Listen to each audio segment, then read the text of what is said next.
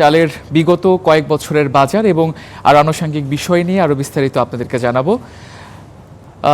আপনারা দেখতে পাচ্ছেন যে মিনিকেট যে চালটা, যেটা বর্তমান দাম ৮০ থেকে ৮৫ টাকা পর্যন্ত বাজারে ছাড়িয়ে গিয়েছে। তবে এই মিনিকেট চালটা কিন্তু ৫ বছর আগে পর্যন্ত ৬০ থেকে ৬৫ টাকাতে বাজারে পাওয়া যেত, ভালো কোয়ালিটি যে চালটা সেটি। এবং আমরা যদি একটু মাঝারি আকারের চালের দিকে যাই, যেটা আটাশ বা পাইজাম নামে পরিচিত, সেই আটাশ চালের বর্তমান বাজার হচ্ছে ৫৮ থেকে ৬৮ টাকা। তবে সেই চালটা কিন্তু গত ৫ বছর আগে ৫০ থেকে ৫৫ টাকা কেজিতে পাওয়া যেত। এবং যদি মোটা চালের কথা বলি, মোটা চাল যেটা আমরা স্বর্ণা চাল নামে পরিচিত, সেই চালটা বর্তমান দাম হচ্ছে ৫০ থেকে ৬০ টাকা কেজি।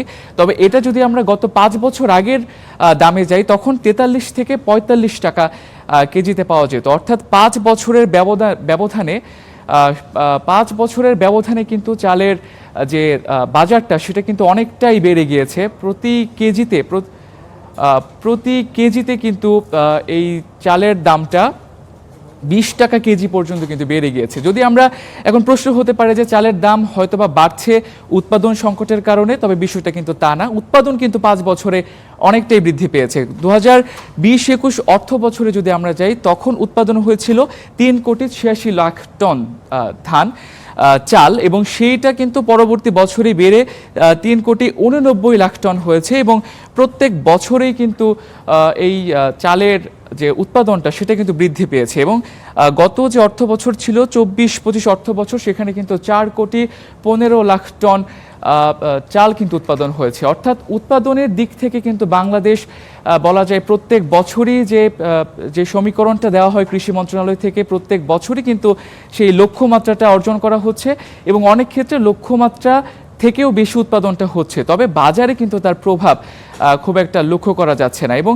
যদি আমরা চাহিদার কথা বলি, যে দেশের বাজারে কি পরিমাণ চালের চাহিদাটা হয় প্রত্যেক বছরে, সেই চাহিদা কিন্তু প্রায় ৩,৮০,০০,০০০ টন। অর্থাৎ চাহিদার থেকেও কিন্তু উৎপাদনটা বাংলাদেশে বেশি হচ্ছে, এবং সময়ে সময়ে কিন্তু আমদানিও হচ্ছে বেশ ভালো রকমেরই। গত বছরেও আমদানি হয়েছে, এবং এই বছরে কিন্তু আমদানি হওয়ার একটা কথা কিন্তু চলছে। তো যদি আমি সহজ সমীকরণে বলতে চাই, চালের উৎপাদন প্রত্যেক বছরেই বৃদ্ধি পাচ্ছে, এবং চালের দামও সেই অর্থে কিন্তু প্রত্যেক বছরে বৃদ্ধি পাচ্ছে। তবে যেটা সঠিক হিসাবে যদি আমি বলতে চাই, যেটা সহজ সমীকরণে একজন সাধারণ নাগরিক হিসেবে আমার যেটা প্রশ্ন হবে, সেটা হচ্ছে উৎপাদন যদি বৃদ্ধি পায়, তাহলে দাম সেটা কম হওয়ার কথা, তবে দামও কিন্তু প্রত্যেক বছরই বেড়ে যাচ্ছে। তো আজকের এই চালের বাজার নিয়ে বা আজকের বাজার দর নিয়ে আমরা আরও বিস্তারিত জানার জন্য আমাদের সহকর্মী আতাউর নিয়নের সঙ্গে আমরা যুক্ত হব। তিনি রয়েছেন রাজধানীর কারওয়ান বাজারে। আতাউর, আপনি এই মুহূর্তে কারওয়ান বাজারে যুক্ত রয়েছেন, এবং চালের বাজার বেশ কয়েক সপ্তাহ ধরেই ধীরে ধীরে গরম হচ্ছে। আজকের চালের বাজারের কেমন পরিস্থিতি দেখছেন আপনি?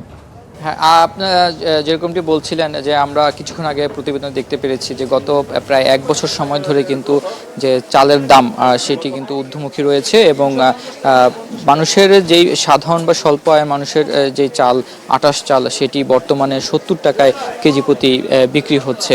আমরা এই মুহূর্তে কারওয়ান বাজারে আছি, যেখানে আমরা খুচরা পর্যায়ে বিক্রেতাদের সাথে কথা বলছিলাম, এবং ক্রেতাদের সাথেও কথা বলার চেষ্টা করেছি যে আসলে এই যে চালের দামের ঊর্ধ্বমুখী, সেটার আসলে সর্বশেষ বাজারের দর এবং তথ্যের বিষয়ে কথা বলার চেষ্টা করেছিলাম। সেখানে আমরা দেখেছি যে আমরা যদি একটু আপনাদেরকে দেখাই, যে আসলে বাজারে যেই বর্তমানে লাল চাল যেটি, সেটা কেজি প্রতি ৭০ টাকাতে বিক্রি হচ্ছে।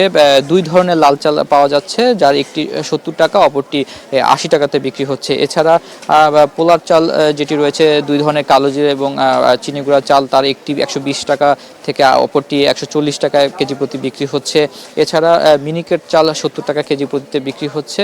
এছাড়া নাজিসের যে চালটি রয়েছে, সেটি কেজি প্রতিতে 80 টাকা বিক্রি হচ্ছে। তো আমরা এখানে যেই খুচরা পর্যায়ের বিক্রেতারা রয়েছে, তাদের সাথে কথা বলছিলাম, যে তারা বলছিলেন যে প্রায় 1 বছর বেশি সময় ধরেই চালের দাম ধীরে ধীরে ঊর্ধ্বমুখী, এবং প্রতি সপ্তাহ বা মাসে চালের দাম 1 টাকা 2 টাকা করে বেড়ে আজকে যে সাধারণ মানুষের যে চালটি বলা হয় আটাশ চাল, সেটি 70 টাকায় বিক্রি হচ্ছে।